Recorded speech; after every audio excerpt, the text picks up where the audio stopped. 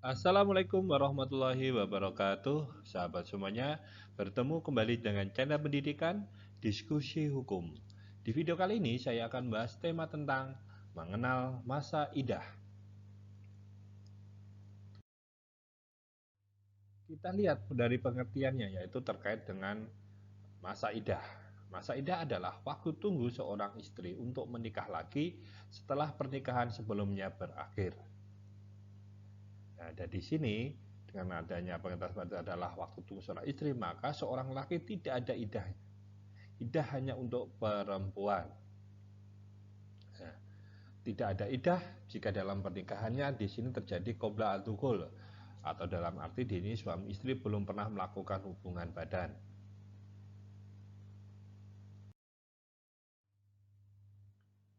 Nah, dasar hukumnya kita lihat di sini. Di sini di dalam aturan peraturan hukum positif ya, dari pasal 11 Undang-Undang Nomor 1 Tahun 1974 tentang perkawinan.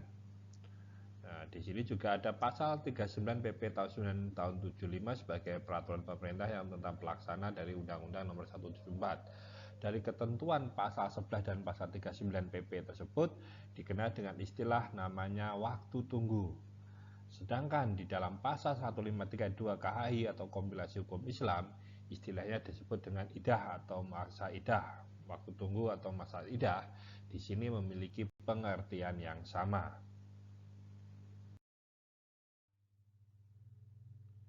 Jadi kita lihat tujuan masa idah itu sendiri. Ini ada beberapa tujuan yang saya ambil dari beberapa referensi.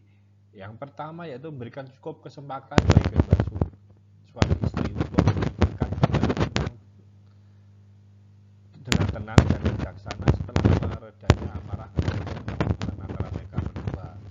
Lalu mereka rujuk sekiranya mereka menyadari bahwa keluarga itu lebih baik bagi mereka maupun anak mereka. Jadi di kesempatan untuk berpikir kembali ya, seorang suami istri ini untuk rujuk untuk kepentingan mereka berdua dan juga termasuk anak-anak mereka.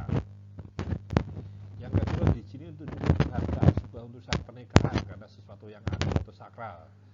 Yang karena dalam pernikahan itu tidak berlangsung kecuali dengan berkumpulnya para saksi dan tidak terputus sepenuhnya. Di sini juga setelah masa penantian cukup lama, jadi untuk putusnya pernikahan itu tidak hanya serta-merta begitu saja. Jadi di sinilah sakralnya nilai suatu pernikahan itu sendiri, maka di sini perlu namanya masa idah. Selain itu dari tujuan masa idah itu adalah untuk mengetahui secara pasti bahwa perempuan itu tidak sedang hamil dari mantan suaminya, sehingga nasab anaknya kelak menjadi jelas dan tidak tercampur aduk dengan suaminya yang baru seandainya segera ia menikah kembali sebelum diketahui kehamilannya. Jadi apabila seorang istri ini ternyata hamil, sehingga di sini jelas bahwa anak yang dilahirkannya ini adalah bernasab kepada suami sebelumnya, bukan kepada suami barunya, sehingga tidak terjadi percampuran nasab. Nasabnya menjadi lebih jelas.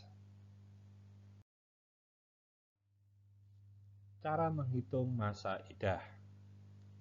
Masa idah dihitung sejak berakhirnya pernikahan seseorang, yaitu berakhirnya karena bercerai di pengadilan, yaitu dimulai hitung sejak putusan berkekuatan hukum tetap. Atau di sini cerai mati karena berakhir dengan kematian pasangannya atau suaminya, yaitu sejak kematian dari si suami itu sendiri.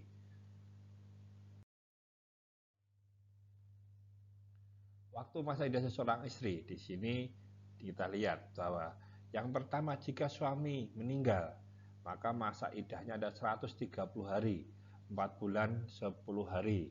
Walaupun di sini qobla dukul atau sebelum belum terjadi percampuran antara suami istri.